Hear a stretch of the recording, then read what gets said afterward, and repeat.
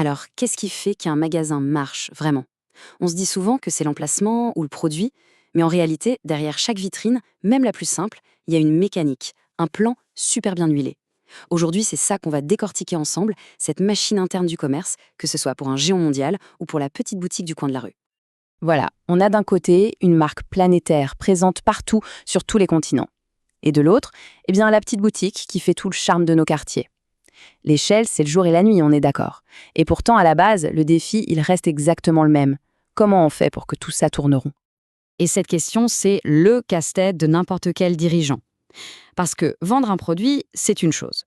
Mais construire toute la mécanique qui va avec, une mécanique de précision où chaque pièce, chaque personne, c'est exactement ce qu'elle a à faire, c'est autre chose.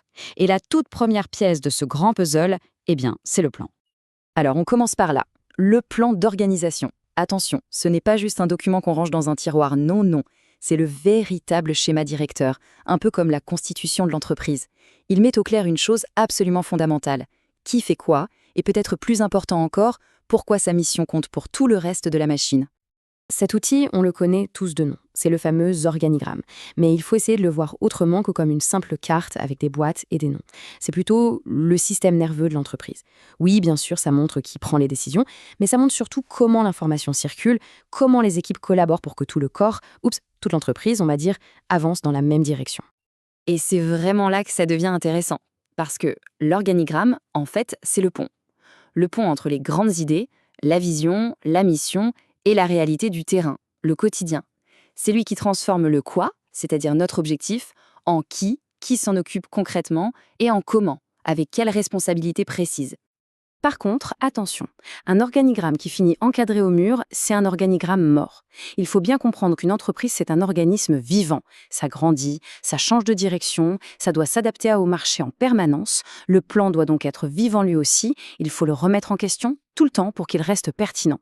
Sinon, au lieu d'être un moteur, il devient un énorme frein. Bon, à cette théorie comme ça, allons voir comment ce fameux plan prend vie sur le terrain, là où tout se joue vraiment en magasin. Parce que c'est là, au contact direct des clients, que la stratégie cesse d'être un concept pour devenir une réalité. Et sur ce, on pourrait presque dire, ce champ de bataille commercial, il y a deux profils qui sont absolument clés. D'un côté, on a le responsable de rayon, lui c'est le chef d'orchestre. De l'autre, le vendeur, le soldat en première ligne. Leurs missions sont bien distinctes, mais ils mènent une seule et même bataille, la satisfaction du client. Le responsable de rayon, en fait, c'est un peu le mini PDG de son propre univers. Sa mission, c'est quoi? C'est de créer l'environnement parfait pour que la vente se fasse. Et ça passe par tout un tas de choses. Motiver son équipe, bien sûr, s'assurer que les étagères ne sont jamais vides, et puis transformer son espace en un endroit où les gens ont tout simplement envie d'acheter. C'est un vrai stratège du quotidien. Et le vendeur, alors? Eh bien, c'est à la fois le visage et les mains de la marque. Côté pile, on a le contact humain, le conseil, le sourire qui peut tout changer. Et côté face, et ça c'est de plus en plus crucial aujourd'hui, c'est aussi un opérateur logistique, c'est lui qui prépare la commande qui a été passée en ligne il y a à peine une heure. Ce double rôle, c'est vraiment ça, la clé du commerce moderne. Parce qu'aujourd'hui, soyons clairs, être bien organisé, ça ne suffit plus. Il faut maîtriser de nouveaux outils, de nouvelles tactiques. Alors plongeons un peu dans le jargon du commerce moderne pour comprendre les stratégies qui font vraiment, vraiment la différence. Premier mot, le merchandising. Attention, ce n'est pas juste du rangement, pas du tout. C'est de la psychologie appliquée à la vente. On s'est tous déjà posé la question, pourquoi le lait est toujours tout au fond du magasin? Pourquoi les promos sont systématiquement en tête de gondole? Rien n'est laissé au hasard. Chaque placement est calculé pour nous guider, nous influencer et à la fin déclencher l'achat. C'est tout un art de faire en sorte que le produit se vende presque tout seul. Ensuite, un autre terme qu'on entend partout, le fameux click and collect. Pourquoi ça marche aussi bien? Eh bien c'est simple, ça résout le plus grand dilemme du consommateur d'aujourd'hui. Ça combine la rapidité et le choix quasi infini du web avec la gratification immédiate et l'absence de frais de port du magasin physique.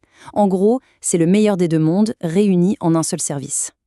Mais ce qui paraît hyper simple pour le client, on fait 3 clics et hop, c'est prêt, c'est en réalité un énorme défi d'organisation pour le magasin.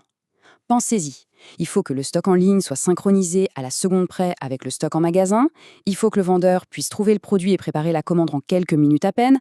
Derrière cette apparente simplicité se cache une mécanique d'une grande complexité. Ok, donc là, on a les rôles, on a les outils. Mais la grande question, c'est Comment on s'assure que tout ça ne part pas dans tous les sens? Comment on fait pour que chaque action, chaque employé serve la grande vision de l'entreprise?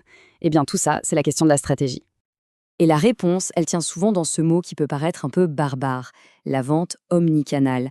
En fait, l'idée est toute simple.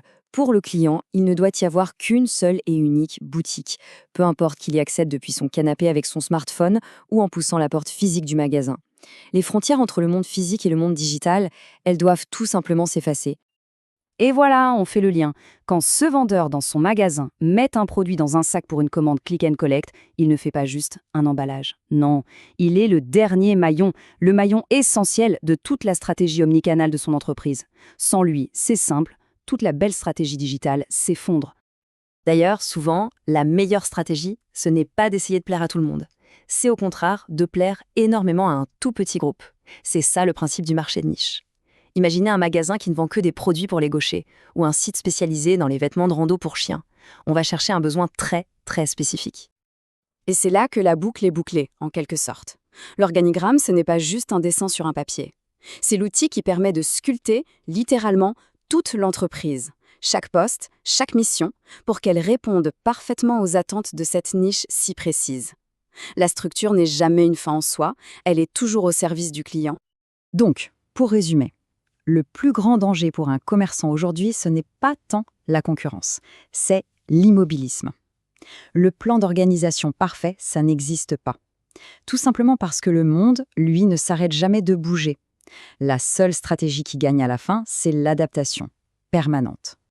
Et ça nous laisse avec une question assez vertigineuse finalement. Demain, quand l'intelligence artificielle gérera les stocks et que des robots prépareront les colis, quelle sera la place de l'humain dans tout ça? Le vendeur de demain, ce sera un technicien, un psychologue, un artiste de l'expérience client? Honnêtement, le débat ne fait que commencer.